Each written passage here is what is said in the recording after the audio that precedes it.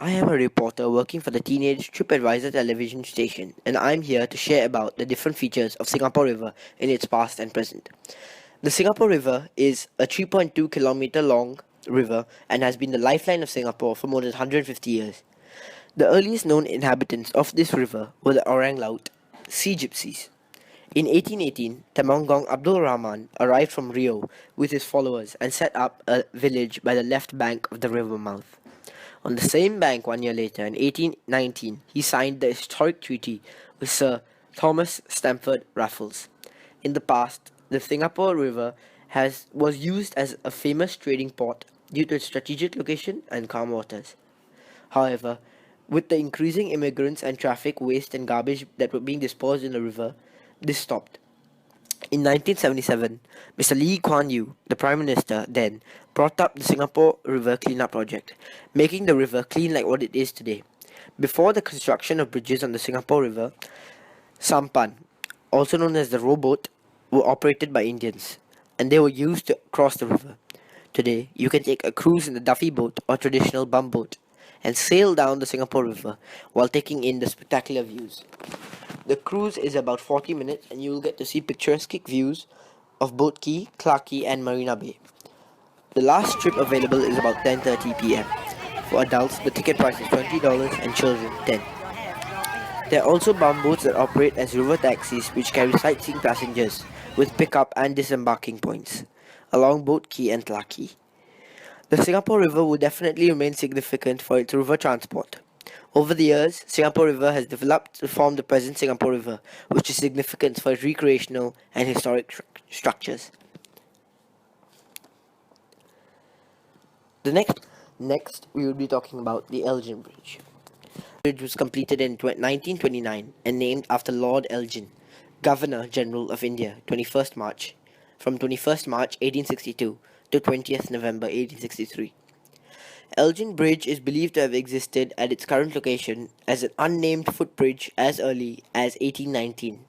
It was also the only bridge across the Singapore River linking the Chinese community on the southern side to the Indian merchants of the High Street on the northern side. This bridge is certainly worth a visit due to its long history. Now, we will be talking about the statue of Sir Stamford Raffles. Sir Stamford Raffles' statue was sculpted by Thomas Woolner and is currently a popular icon of Singapore. The statue depicts Raffles standing tall, arms folded, with an aura of quiet assurance. The statue originally stood at the Padang, facing the sea between St. Andrews Road and Connaught Drive. However, it was often struck by flying footballs or used as a seat for a vantage view of a field game at the Padang. So the authorities felt a more respectable location was required. Thus, for Singapore's centenary celebrations, the statue was moved to the front of Victoria Memorial Hall on 6th February 1919. This statue is seen as different symbols by different people. Lee Kuan Yew said that the statue would stand as a symbol of public acceptance to the legacy of the British and could have a positive effect in Singapore's future development, while Albert Winsemius, an economic advisor of Singapore in the 1960s, saw the statue as a symbol of developed Singapore. Next, we would be talking about the shops, restaurants, bars, and banks located along Singapore River.